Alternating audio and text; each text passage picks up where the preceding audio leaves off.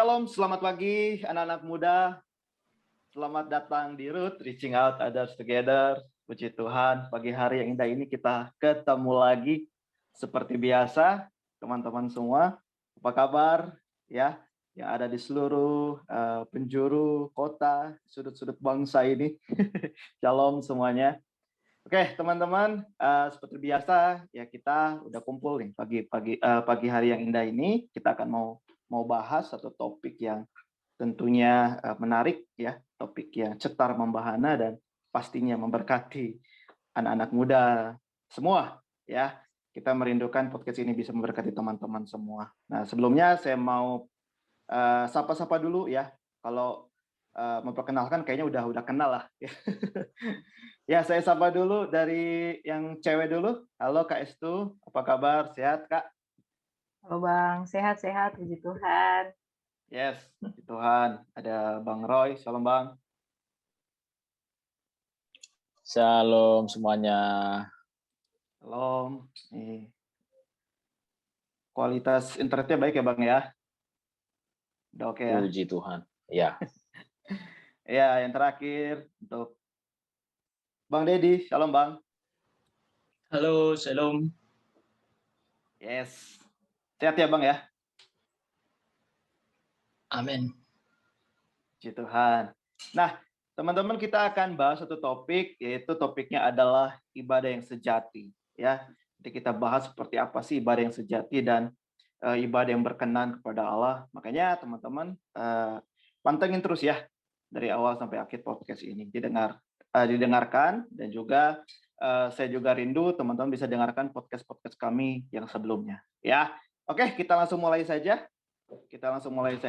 Pagi hari ini. Ya pertanyaannya buat kakak-kakak, abang-abang, ya seperti apa sih apa ibadah yang sejati? Tapi rasanya kita perlu bahas dulu nih ibadah yang semu atau ibadah yang mungkin keliru ya bang ya, karena banyak anak muda punya perspektif yang kadang keliru memandang ibadah yang sejati ini. Nah, sekarang kita bahas dulu Bang, ibadah yang semu atau ibadah yang keliru itu seperti apa sih?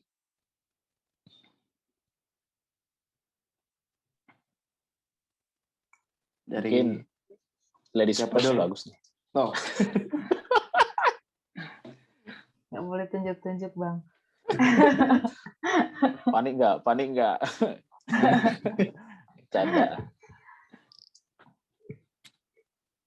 Oke, KS itu silakan mungkin. Waduh, beneran nih. Beneran dong. Ladies first. Menghormati. Iya, kita menghormati kehadiran wanita. Wis. Terima kasih. Aduh. Ibadah yang semu ya.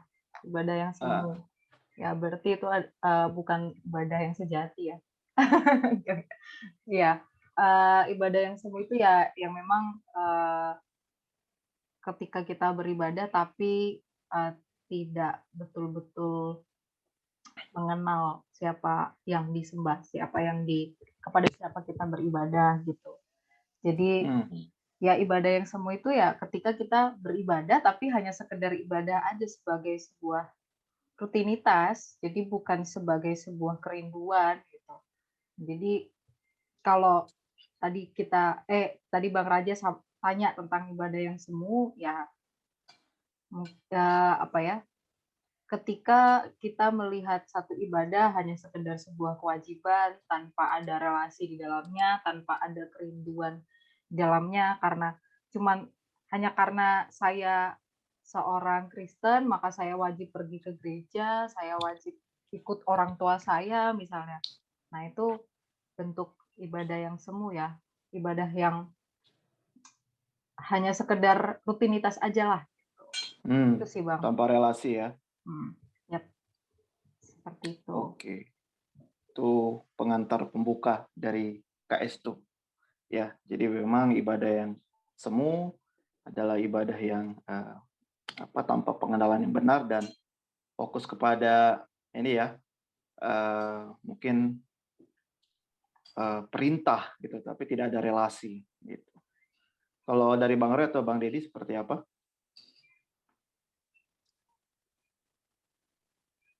Bang Roy atau Bang Dedi? Saya dulu nggak apa-apa ya. Kita baca di kitab Yesaya ya, Tuhan tegur bangsa Israel ketika mereka melakukan, bisa dibilang ibadah yang semu ya, bisa dibilang ibadah yang semu. Yesaya 29 ayat 13. Dan Tuhan telah berfirman, oleh karena bangsa ini datang mendekat dengan mulutnya dan memuliakan aku dengan bibirnya, padahal hatinya menjauh daripadaku.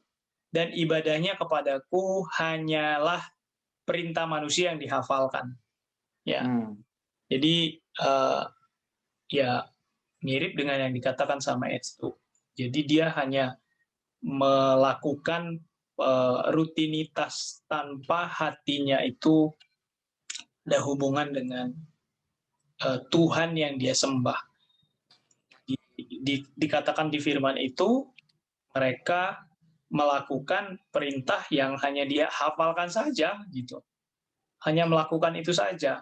Hatinya tidak tertuju kepada Tuhan. Nah, ada masa orang Israel pada saat itu terjebak pada ibadah yang demikian, dan tidak sedikit juga pada saat sekarang juga banyak orang-orang yang melakukan hal yang sama. Kita juga bisa terjebak di dalam ibadah yang semu tanpa kita sadari. Ya, contohnya kayak kita buat podcast setiap seminggu sekali, ya seminggu sekali. Kita cuma melakukan ya supaya ada yang diposting misalnya, kan gitu. Tanpa memang kita ada kerinduan bahwa ya supaya Tuhan dipermuliakan dan banyak orang-orang mengalami jamahan Tuhan, diberkati lewat podcast ini tanpa ada kerinduan yang dalam di sana. Itu juga kita bisa juga terjebak kepada ibadah yang semu. Itu. Misalnya kayak kita leader, kita misalnya kayak berkhotbah ya. Misalnya kita pembimbing rohani atau kita punya tanggung jawab untuk berkhotbah atau nyiapin materi khotbah. Kita nyiapin materinya ya nyiapin aja gitu. Nyiapin aja, bisa aja kita nyiapin lewat baca buku atau lihat khotbah orang lain, baca tafsiran dan lain-lain tanpa ada kerinduan di dalamnya.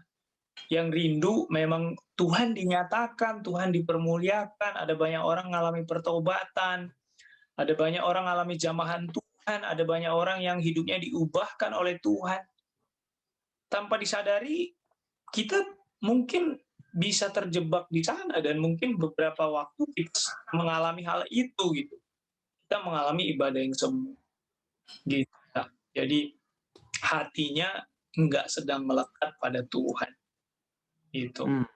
Jadi semua orang bisa melakukan itu, bisa terjebak di sana. Ada yang melakukan itu tanpa dia menyadari bahwa dia sedang melakukan ibadah yang semu gitu, termasuk ke gereja, termasuk doa pagi saat teduh.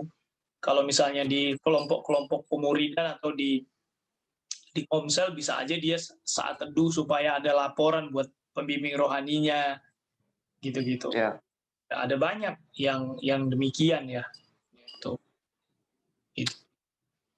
Iya, mempertebal apa yang tadi dibahas oleh KS tuh ya teman-teman. Di ibaratnya semua fokusnya kepada rutinitas ya, dan lebih ke spirit agamawi ya, Bang Det ya. Oke, Bang Roy mungkin ada ditambahkan tentang Udah ibadah tebal. yang semu. Udah tebal ya. Jadi itu sudah dirangkum tadi sama Kak Estu sama Bang Dedi ya. Intinya ibadah yang semu itu adalah ya yang tidak yang tidak diperkenan Tuhan, yang tidak sesuai dengan apa yang Alkitab katakan tentang ibadah yang sejati sebenarnya. Kayak gitu. Jadi itu bisa dilihat dari dari luaran dan juga dari dalam. Tadi KS itu bicara tentang hal-hal yang bersifat kelihatan gitu. Ya, kehidupan rohaninya yang tidak berubah, bertumbuh dan lain sebagainya. Padahal secara penampakan itu sepertinya orang-orang yang beribadah, tetapi mungkin karakter gitu ya, buah-buah kekristenannya tidak nampak, tidak muncul gitu. Yang ironi bahkan kita melihat kemerosotan bahkan gitu. Itu ironi sekali. Lalu yang kedua memang yang dibilang sama Bang Dedi dari dalam motivasinya. Ketika kita melakukan segala sesuatu, entahkah itu bahkan firman Tuhan juga dengan bersungut-sungut, dengan hati yang tidak motivasi yang salah, pada akhirnya itu menjadi kecil kekuatannya gitu. Kita memungkiri kekuatan dari ibadah kita itu sendiri. Nah, itu sih. Jadi ya dari apa yang kita bisa menilai itu dari luar dan dari dalam. Semoga nggak makin tipis ya. Iya. Kalau tadi yang dibahas sama Kak Estu sama Bang Dedi kan mungkin dalam konteks kita sebagai hamba Tuhan mungkin atau pelayan-pelayan Tuhan yang memang aktivitas sehari-harinya kan memang melayani gitu ya. Nah, gimana kalau seperti kita bisa bilang jemaat biasa gitu ya. Banyak orang yang sampai hari ini terjebak dalam ibadah semu ya. Padahal kita nggak ngerti bahwa kita ini sedang tanpa disadari kita sudah terjebak dalam kebiasaan-kebiasaan atau ibadah yang semu, dan ini menjadi rutinitas yang mewarnai lah kehidupan orang-orang Kristen. Nah, ini sedangkan ini sebenarnya sesuatu yang fatal gitu. Nah, menurut Abang dan Kakak gitu ya, sebenarnya apa sih kebiasaan-kebiasaan yang fatal yang tanpa kita sadari ini ternyata kita sudah yang sering kita temui ya di kehidupan orang-orang Kristen, tanpa kita sadari ini ternyata ini emang ibadah yang semu gitu loh. Gitu.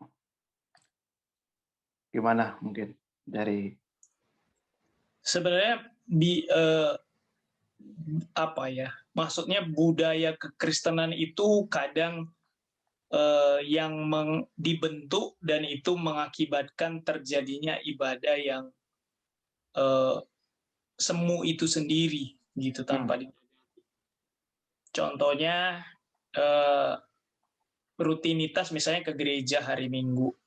Ketika kita misalnya mau ke gereja, beda tuh tampilan bajunya kan beda. Tampilannya pakai kalau Kristen kita karena dari Eropa ya pakai baju jas, batik, kemeja, celana bahan gitu ya. Yang cewek kalau di suku Batak pakai apa namanya baju inang-inang itu. Kebaya. Oh iya, kebaya. Ya, pakai ya. Nah, kadang tanpa disadari itu bisa membentuk pola pikir ya, membentuk sikap bahwa ini saya sedang mau beribadah. Oh, ini saya sedang di luar ibadah. Padahal kan kayak firman Tuhan bilang Roma 12 ya, ibadah bahkan tubuhmu sebagai persembahan hidup yang kudus yang berkenan gitu. Harusnya semua keseharian itu ada. Jadi bukan berarti ketika gereja dia kudus, keluar dari gereja ya udah dia balik lagi kepada keseharian biasa saja. Nah, itu yang harus ditanamkan oleh pemimpin agama ya, oleh pendeta-pendeta yang dipercayakan untuk membagikan firman, untuk mengajar, untuk menggembalakan. Nah, itu harus disampaikan berulang-ulang supaya pola pikir jemaat itu mulai berubah ya, mulai bertumbuh menuju kepada ibadah yang sejati. Nah, itu yang saya lihat. Jadi budaya itu juga membentuk akhirnya ibadah semu itu ya terjadi gitu. Ibadah semu itu terjadi pada kekristenan gitu. Jadi ya udah hari Minggu ada di luar Minggu ya udah biasa aja gitu. Ya ada ya kita paling sama-sama tahu ada di gereja tertentu misalnya pemimpin agamanya ya ketika share firman hari Minggu share firman, di luar itu ya dia kode tua lah, main judi lah, merokok lah, dan itu pandangan yang biasa saja gitu. Pandangan yang biasa saja gitu. Dan ya udah akhirnya jemaatnya ya apa yang mau dia teladani daripada pemimpin umatnya gitu. dia sebagai umat apa yang harus dia teladani? Kan nggak ada. Gitu. Gitu sih. Jadi itu sedikit banyak membentuk juga akhirnya muncul orang-orang yang melakukan ya rutinitas saja gitu ibadahnya. Ya, tapi disadari memang itu adalah ibadah yang semu ya, teman-teman. Tadi Bang Deddy udah ceritakan, oh ternyata memang ini apa ya, hal-hal yang sering terjadi di kehidupan kita sebagai orang Kristen. Ya, menganggap Kalau bahwa kalau gimana kita Bang? ini apa ya, sebenarnya ibadah ini kan bukan hanya bicara kehidupan bergereja ya, tapi kan ini kehidupan kita yang keseharian kita. Nah ini jadi ya banyaknya terjebak itu teman-teman, anak-anak muda juga, bahwa ibadah itu aku mau ibadah nih gitu, itu ke gereja gitu. Yes. Aku mau ibadah nih, itu mau ada apa istilahnya ya, ya ibadah gereja gitu. Sehingga orang terjebak di sana. Maksudnya itu hanya bagian kecil sebenarnya dari ibadah yang sejati. Jadi apa ya? Apakah saya sudah beribadah? Itu dihitung kalau saya sudah datang ke ibadah Bang, gereja. Oh, nggak tahu sejak kapan akhirnya ke gereja itu disebut ibadah. Kalau dulu saya ingat waktu kecil ke gereja itu disebut kebaktian. Nah saya nggak tahu. Jadi berubah. ya sebenarnya nggak masalah, Ded. Karena itu juga ibadah. Tapi kita hari ini kehilangan esensinya bahwa ibadah itu lebih dari sekedar ibadah minggu, gitu lah, atau ibadah di persekutuannya, atau ikut komselnya, gitu, ibadah pertemuan, atau ikut kegiatan-kegiatan yang dibuat oleh gitu, oleh Gereja. persekutuannya atau apa begitu. Jadi banyak anak muda itu kehilangan itu gitu, kehilangan esensi itu sehingga ya terjebak ke dalam yang namanya tadi itu ya rutinitas gitu atau ritual, gitu tadi ritual agamawinya. Padahal ada yang lebih dalam dari itu yang membuat ibadah kita ini sangat mengubahkan begitu. Nah, banyak orang mengikuti ibadah ini jadi seperti ritual agamawi yang rutin gitu. Sehingga ini seperti menambahi jadwal saja, tapi tidak menambahi apa-apa dalam kehidupannya secara pribadi. Nah, itu yang keliru. Jadi kerohanian kita itu tidak naik kemana-mana, tidak pergi kemana-mana gitu. Bukan sekedar ritual keagamaan. Jadi ini nih murid-murid Kristus, anak-anak Tuhan harus melihat bahwa saya harus mengerti esensi ibadah lebih dari sekedar pergi ke satu tempat dan melakukan ritual agamawi. Nanti kita bahaslah tentang bagaimana sebenarnya ibadah yang sejati. Apakah itu berbicara datang ke satu tempat pada waktu tertentu and that's it. Itulah ibadah yang sejati. Padahal Alkitab berbicara jauh lebih dalam, jauh lebih besar, jauh lebih berkualitas, jauh lebih besar, lebar daripada itu. Nah, ini dia gitu. Nah, apakah ini termasuk ibadah yang semu, Bang? Kalau di 1 Timotius 6 ayat 5 kan pernah ada ditulis bahwa percecokan antara orang-orang yang tidak lagi berpikiran sehat dan kehilangan kebenaran yang mengira ibadah itu adalah suatu sumber keuntungan.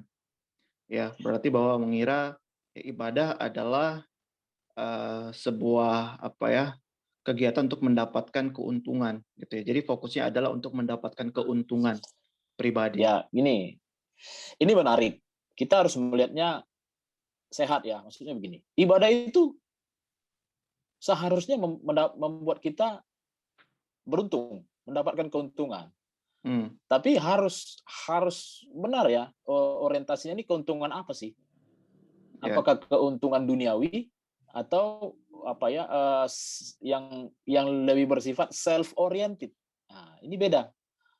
Kalau keuntungan yang dimaksud di sana hanya lebih berpusat kepada self-oriented gitu ya, supaya saya hanya mendapat berkat limpah, tanpa pernah mengamati, mengevaluasi kehidupan kita yang masih jatuh dalam dosa misalnya, atau mengalami mujizat dari Tuhan tanpa pernah berserah pada Tuhan. Nah, ini harus dimengerti sebagai satu yang keliru. Jadi keuntungan itu adalah buah dari ketika Tuhan yang dipermuliakan, yang diperkenan dalam ibadah kita itu. Tapi ketika kita yang disenangkan lebih ke kitanya, nah itu sudah sesuatu yang jauh atau keliru. Itu Keliru ya. udah mirip orang-orang Farisi gitu, yang lebih menguntungkan dirinya, kelompoknya, nah gitu. Wow. Gimana pendapat Abang Kakak? Sorry tadi ada yang miss call jadi apa? Siap. Tidak terlalu kedengaran. Ya, itu intinya bahkan tadi Raja bilang kan terjadi cekcok ya. Karena perihal keuntungan, karena orang punya kepentingan. Ini kalau kepentingan yang bersifat self-oriented, itulah yang akan membuat gereja juga bisa cekcok. Atau kita dengan saudara seiman kita. Adalah ironi kalau dalam hal kita sedang berkata ini ibadah, tapi karena itu kita cekcok. Wow, itu something wrong di sana, something missing di sana. Dan itu sesuatu yang besar, sesuatu yang fundamental. Dan itulah sesuatu yang semu dalam ibadah kita. Kalau Alkitab bilang itu percuma gitu. Berarti memang self-oriented atau mencari keuntungan pribadi, lebih ke materi itu merupakan ibadah yang semu ya Bang? Ya, semua tentang jadi orientasinya masih kepada dirinya sendiri. Yes. Harusnya adalah tujuan kekristenan itu kan, ini yang harus dipahami oleh teman-teman semua. Bedakan kekristenan dengan humanisme gitu. Dari tujuannya bisa kelihatan. Tujuan humanisme itu adalah the happiness of man, ya, kebahagiaan manusia, sukacita manusia. Jadi apapun yang dikerjakan, ibadahkah atau apapun lah, intinya itu untuk demi satu tujuan, yaitu the happiness of man. Nah, kita harus melihat dengan jelas bahwa tujuan kekristenan jauh lebih mulia, jauh lebih dalam daripada the happiness of man. Tujuan kekristenan apa? Tujuan dari kekristenan kita adalah the glory of God. Itu jauh berbeda. Yes. Kemuliaan Tuhan. Nah, the happiness of man adalah salah satu, dengar baik, adalah salah satu buah ketika God is glorified. Ya, jadi itu hanyalah satu bagian dari kemuliaan Tuhan, the happiness of man ini. Dan kalaupun misalnya secara ketaatan kita, kehidupan kita di dalam kekristenan kita ngalami aniaya, kita ngalami mungkin satu obstacle, tantangan dan sebagainya, yang which is gitu ya, kalau orang zaman now bilang which is not make us happy, tidak membuat kita happy gitu. Kita pernah belajar kan ya bahwa tidak ada yang bisa memisahkanku dari kasih Allah. Aku tetap memiliki sukacita yang lebih tinggi dari sekedar happiness gitu. Ada joy yang lebih tinggi dari sekedar happiness. Itulah kekristenan. Jadi ketika tadi Pak Raja bilang ketika dia menjadi self-oriented, nah ini lebih bersifat humanis daripada kekristenannya gitu. Itu menjadi keliru. Kalau ibadah kita lebih bersifat humanis, belaka. Ya, jadi saya bukan maksudnya ini jadi musuhnya gitu, tapi musuhnya kekristenan bukan. Tapi hanya bersifat humanis belaka, maka ada kekeliruan besar di sana. Gitu. Ya kan? Yang dimuliakannya manusia, bukan Tuhannya jadinya gitu. Ya. Wow. Ada yang ditambahkan dari Kak Esto mungkin? Atau Bang Deddy? Sudah makin tebal itu. Ini dagingnya berlemak udah. Bold. Bold. Setuju. Ya, banyak kesalahan memang di sana ya, banyak kesalahan di sana, dan itu terjadi sebenarnya dari pengajaran-pengajaran yang dibagikan gitu. Pengajaran-pengajaran dibagikan.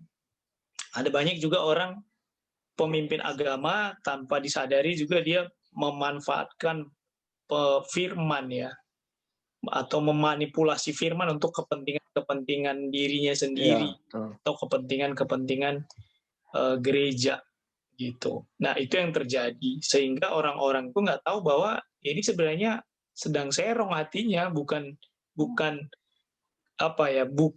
Tuhan jadi yang tujuannya. Bisa jadi sih gembalanya. Akhirnya muncul orang-orang yang takut akan manusia, takut akan pendeta, takut akan pembimbing rohani, bukan takut akan Tuhan. Jadi kan itu yang banyak terjadi ya. Itu fenomena umum lah, banyak terjadi.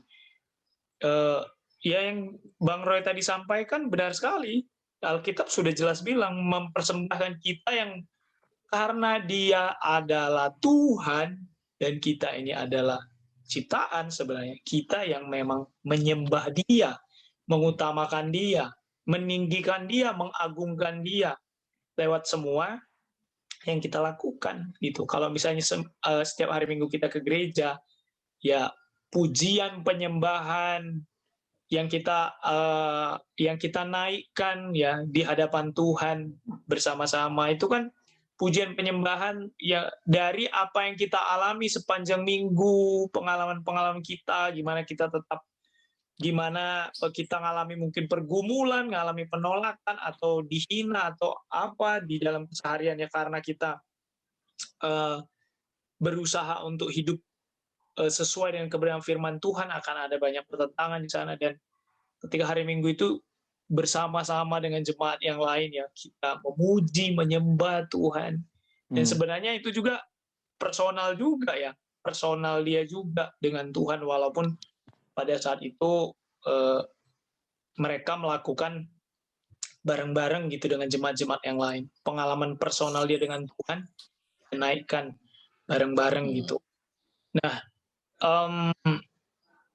contohnya misalnya kita bisa lihat orang yang nyembah animisme, dinamisme, mungkin nyembah pohon mungkin, ya kan? Dia bawa persembahan, dia begitu luar biasanya kepada ya pohon, kepada benda-benda yang dia sembah, dan dia takut akan itu, kan gitu ya. Dia benar-benar berikan semuanya untuk itu gitu, dengan semua ancaman-ancaman yang dibangun di kepercayaannya mereka. Nah, mereka aja sebegitu takutnya akan Tuhan mereka. Di perjanjian lama Tuhan pernah tegur ini kan, bangsa-bangsa lain tidak pernah menukarkan Allahnya dengan Allah yang lain, tapi Israel, umatku, menukarkan aku dengan yang lain, kan gitu. Ditegur gitu. Itu ditegur. Nah, itu yang terjadi betul tadi ketika apa istilah Bang Roy tadi, man oriented ya, humanis, self oriented.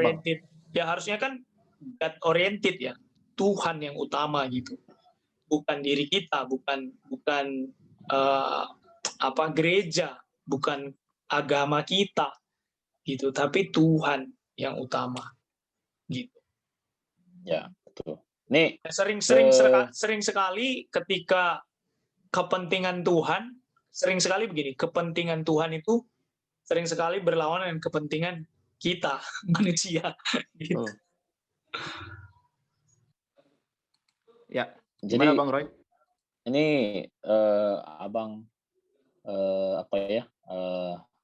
ingatkan lagi bahwa ya jangan sampai kita menilai diri bahwa kita tuh sudah beribadah juga gitu ya, atau sudah menyenangkan Tuhan hanya karena kita sudah ke gereja.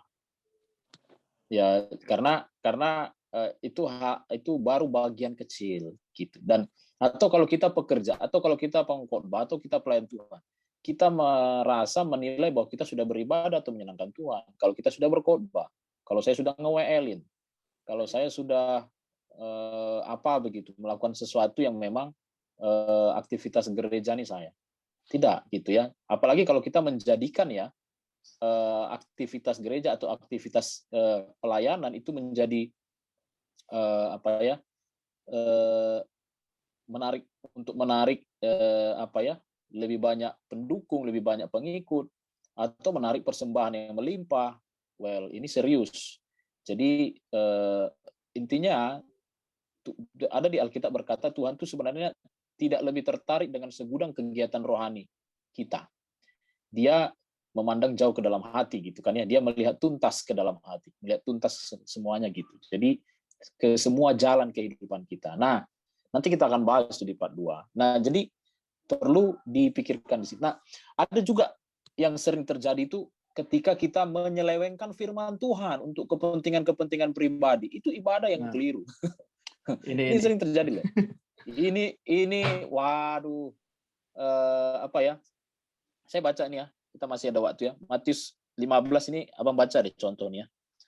Ayat 3 nih. Tapi jawab Yesus kepada mereka, "Mengapa kamu melanggar perintah Allah demi adat istiadat nenek moyangmu?" Coba ya, melanggar perintah Allah demi adat istiadat. Sebab Allah berfirman, "Hormatilah ayah dan ibumu, dan lagi siapa yang mengutuki ayahnya atau ibunya pasti dihukum mati." Itu firman Tuhan loh. Hormati ayah ibumu. Jadi jangan kutuki ayah ibumu, pasti dihukum mati, kata firman Tuhan. Ayat 5. Tapi kamu berkata, barang siapa berkata kepada bapa atau kepada ibunya, "Apa yang ada padaku yang dapat digunakan untuk pemeliharaanmu sudah digunakan untuk persembahan kepada Allah," orang itu tidak wajib lagi menghormati bapak atau ibunya. Wah, ini kan dahsyat nih.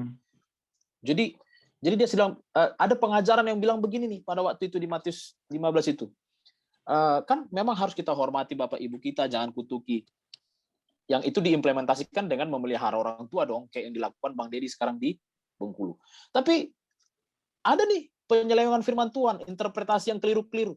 Kalau kau sudah melayani Tuhan, kau nggak harus merawat orang tuamu. Kau harus lebih gitu-gitu loh. Ya, udah biar aja lah orang tuamu. Jadi menginterpretasikannya sangat-sangat keliru, terlalu ekstrim, namun banyak melesetnya gitu. Atau untuk kepentingan apa ya, untuk kepentingan misinya sendiri, ada firman Tuhan yang lain dikesampingkan. Yang satu harus dilakukan, yang lain jangan dilupakan, gitu loh. Jadi banyak nih anak-anak muda ketika sungguh-sungguh melayani, nggak didengerinnya lagi orang tuanya, memberontak-berontak sana sini, nggak punya hormat, respect lagi sama orang tuanya, padahal orang tua yang udah melahirkan. Nah, ini salah. Orang tua dihormati. Yang satu harus dilakukan, yang lain jangan dilupakan. Ini nih teman-teman. Jadi menyelewengkan Alkitab. Nah, satu lagi yang sering kali membuat kita keliru, bahwa ibadah itu sering dipakai untuk memuaskan keingintahuan kita belaka. Untuk memuaskan pengetahuan kita akan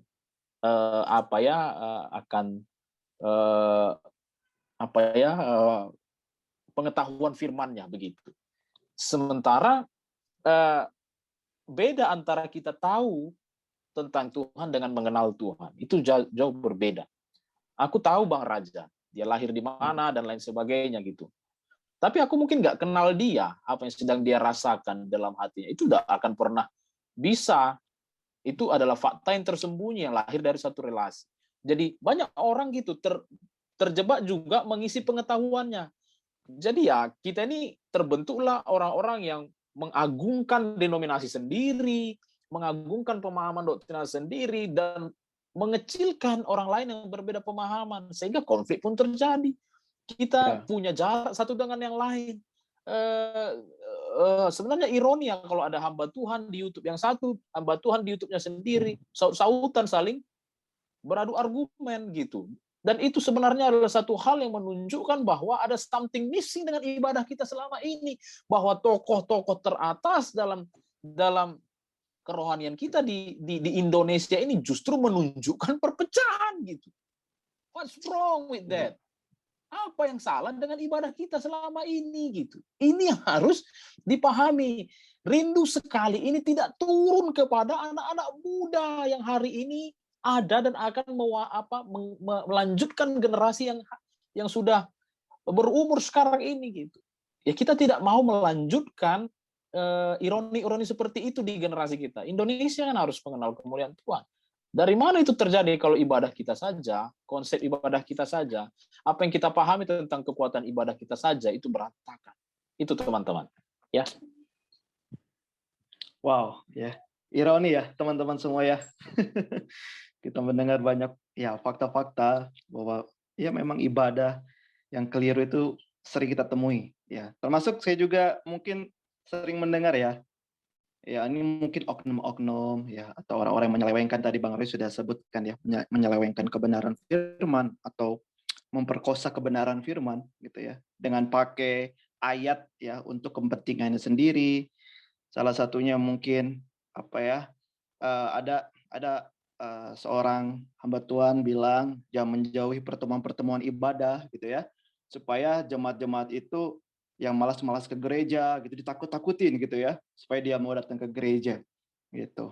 Dan pada akhirnya kita melihat hasilnya ya, mereka datang bukan dengan segenap hati, bukan dengan kerinduan, tapi karena ditakut-takuti. Nah, itu salah satu contoh bahwa ya seringkali kita melihat di lapangan ya ada oknum atau orang-orang yang ya mungkin tidak bertanggung jawab ya menggunakan ayat untuk kepentingannya pribadi. Ironi ya teman-teman ya. Ada mungkin teman-teman ada menemukan hal yang sama atau seperti apa dari Kak Esto atau Bang Dedi?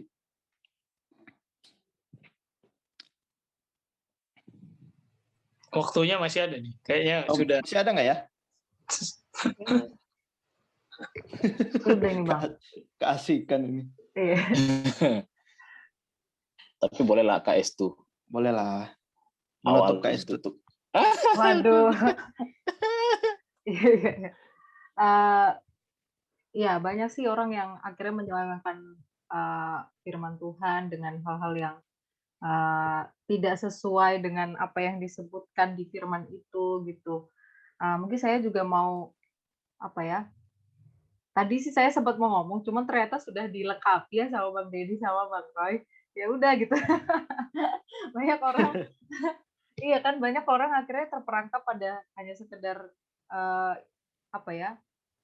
Secara KTP Kristen, tapi pada akhirnya seperti yang disampaikan di awal ya sama Bang Dedi tadi bahwa mereka beribadah dengan mulutnya tapi hatinya menjauh dari Tuhan.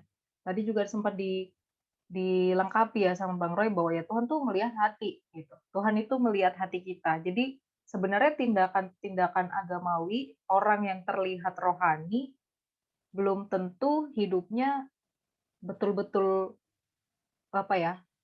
Belum tentu hidupnya betul-betul beribadah sejati sama Tuhan gitu. Belum tentu hidupnya betul-betul dekat sama Tuhan gitu. Belum tentu seseorang yang terlihat rohani belum tentu rohani ya gitu ya. ya itu. Ya, Yes. hati-hati dengan seorang yang kelihatan holy. Kadang orang cukup, karena saya sempat mengalami seperti itu ya, benar-benar menutupi diri dengan kegiatan-kegiatan rohani gitu ya. Sampai satu kali ketika saya mulai diajarkan tentang saat teduh, saya mulai sadar bahwa ternyata hidup saya ini ya cuman ibadah-ibadah aja gitu, tanpa betul-betul memiliki relasi sama Tuhan, tanpa betul-betul sungguh-sungguh beribadah sejati sama Tuhan. Jadi hanya sekedar apa tadi ya, melakukan kegiatan gerejawi, hanya tampil-tampil aja supaya orang bisa lihat, wah ini orang bisa main musik, wah ini orang bisa ngomong di depan mimbar, luar biasa hidupnya gitu. Padahal sebenarnya ya kekristenan sejati itu tidak terlihat, bukan dilihat dari bagaimana dia apa ya, bagaimana dia share firman-nya, bukan dilihat dari bagaimana dia rajin ke gereja atau enggaknya ya, tapi kan dilihat dari buah-buahnya. Apakah ada buah-buah kasih yang terpancar atau enggak gitu.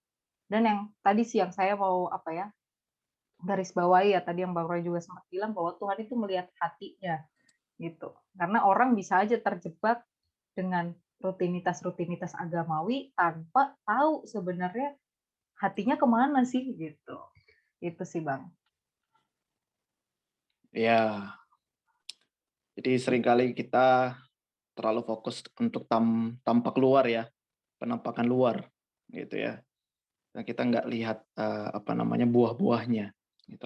Apa yang sering terjadi memang ya, apalagi kita sebagai orang-orang Kristen ya, Kalau kita melihat pelayan mimbar atau siapapun itu, ya kita melihat seberapa keren khotbahnya, seberapa besar gerejanya, ya seberapa keren pelayanannya, tanpa kita sadari bahwa ya bukan itu harusnya fokus kita. Fokus kita adalah ya fokus kepada buah-buahnya, tentunya dalam menilai sebuah pelayanan itu ya pelayanan yang sejati atau tidak. Gitu. Tapi nanti kita akan bahas ya teman-teman, kita akan bahas tentang ibadah yang sejati ya setelah istirahat yang satu ini ya. Kita akan rehat sejenak. Nanti teman-teman tetap fokus ya, tetap pantengin podcast kita pada pagi hari ini. Oke, kita istirahat dulu ya teman-teman. Shalom.